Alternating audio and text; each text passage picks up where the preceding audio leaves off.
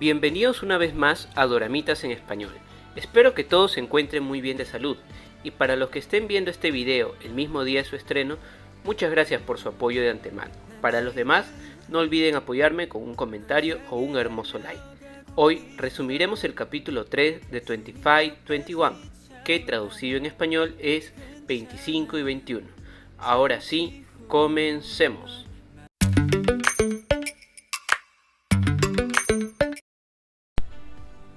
Este tercer capítulo comienza en el presente, con Na-Hee-do adulta, llevando a su menor hija Min-chae a terapia. Luego se dirigen a almorzar unas ricas hamburguesas y tienen una conversación muy interesante. La pequeña Min-chae le pregunta a su madre por qué siguió practicando esgrima si no era buena en eso, de lo cual obviamente Na-Hee-do se siente ofendida y le explica cómo se sentía estando en cada combate. Segundos después retornamos a 1998, al compartir una referencia del pasado en la forma de tener la clave del baño. Vemos que ahora Seung-wan le tiene un mayor respeto a Ji-jin, al darse cuenta que este perteneció al taller de radio. Bromean sobre que ahora puede utilizar el agua a su criterio, y retornando al gimnasio, vemos que la entrenadora tiene noticias sobre los convocados a participar en la selección nacional. Para mala suerte, uno de ellos se lesionó y no podrá participar en futuras competencias. Por ello, se abrirá una competencia con el fin de conseguir a la persona ideal para este cupo. Para poder participar en la competencia, deben los esgrimistas tener cierta categoría, que se mide en punto, categoría que lamentablemente Na-Hee-do por el momento no cumple. Regresando al salón de clase, vemos lo incómodo que es para Na-Hee-do estudiar con Jo-rin, y hablando de esta, la llegan a castigar por no tener su libro de clase. Se presenta una oportunidad que no desaprovechó Ji-won, que al percatarse del castigo, sale tras ella autocastigándose. Estos comienzan a conversar y se hacen reír el uno al otro. La química es innegable entre ellos dos. Seung-wan invita a almorzar a Na-Hee-do para preguntarle sobre Ji-jin. El restaurante donde van resulta pertenecerle a la mamá de Jo-rin. Al llegar allí, le trae viejos recuerdos de cuando ella iba solo para ver a su ídola. Regresando con Ji-jin, vemos que sale a almorzar con su hermano, donde además termina defendiéndolo de unos bravucones. El momento icónico del capítulo llega cuando se estrena el tomo 12 de Full House, que al parecer es la novela del momento. Todas las chicas salen corriendo de la escuela, entre ellas Na-Hee-do y Jo-rin. Jo-rin no tiene buena suerte en encontrar la novela por donde ella vive, así que no se le ocurre mejor idea que llamar a Ji-jin para que le separe un tomo, sin saber que Na-Hee-do también es cliente de Ji-jin. Ambas llegan a la tienda casi en el mismo instante y se pelean por la última novela. Ji-jin tiene que tomar una decisión de a quién alquilarle la novela. Al final llega a darle la novela a Na-Hee-do. Jo-rin se queda totalmente picona. Entre las conversaciones que tienen estos dos, vemos que Jo-rin conoce a Jin-ji desde que él tenía dinero. Habla de que él fue su primer amor, pero él le corrige, diciéndole que se enamoró más que todo de su carro. Cambiando radicalmente de escena, una buena noticia se aproxima. Por algunas renuncias que hubo en la selección, Na-Hee-do tendrá la oportunidad de pertenecer a la selección de esgrima. Y hablamos de la selección nacional, ojito con eso. Al acercarse a la casa de Ji-jin para contarle las buenas noticias, ve que un señor está preguntando por él. Ella se imagina que es otra persona problemática y corre a avisarle sobre ello a la tienda de libros. Termina ocultándolo y despistando al señor. Al retornar a casa, este encuentra una nota de su padre, y sí, el señor resultó ser su padre. Este sale deprisa a buscarlo.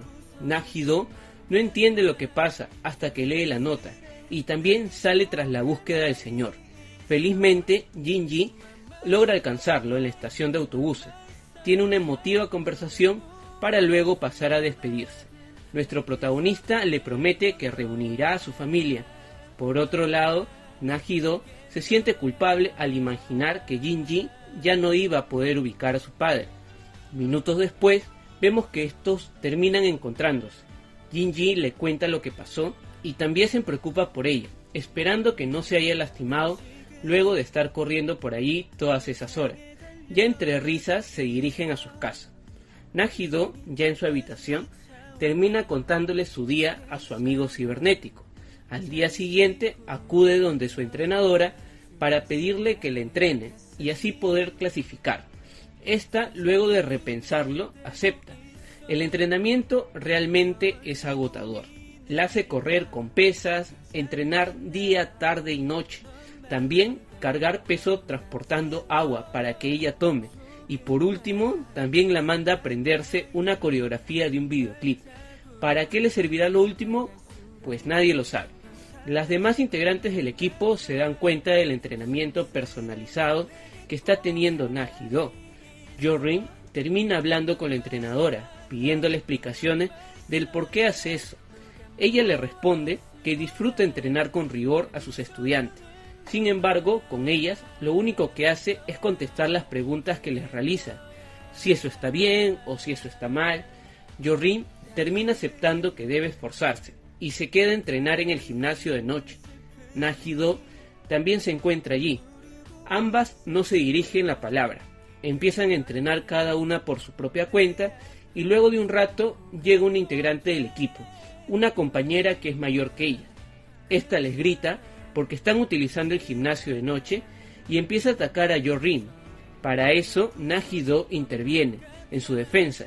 Sin embargo, Jo-rin, en vez de unirse a ella y exigir que se les respete, pide disculpas como si estuviera haciendo algo malo.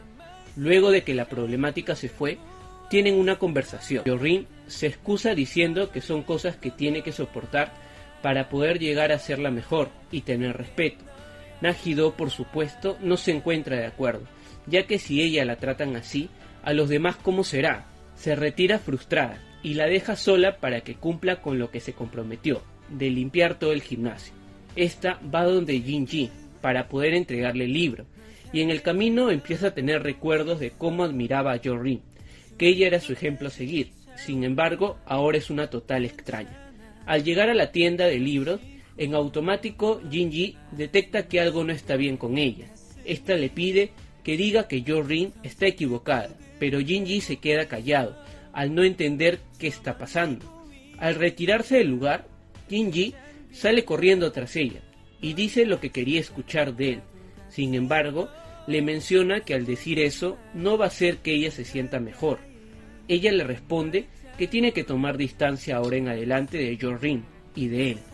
Ya al llegar a casa, arranca de sus paredes todo afiche que hable de Jo-rin y conversa con su amigo misterioso. Allí sucede la revelación del capítulo. El amigo misterioso resulta ser nada más ni nada menos que, agárrense de su asiento, Jo-rin.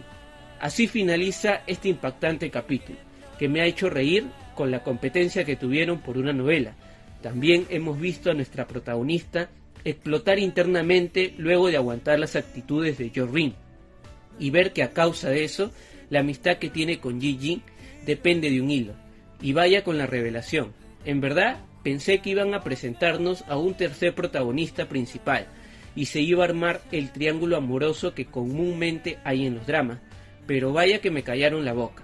Quedo a la espera del próximo capítulo para seguir viendo las anécdotas de Na-Hee-do. Si les gustó este resumen, apóyenme con un hermoso like y no se olviden de suscribirse al canal y compartir el video. Nos vemos y hasta la próxima.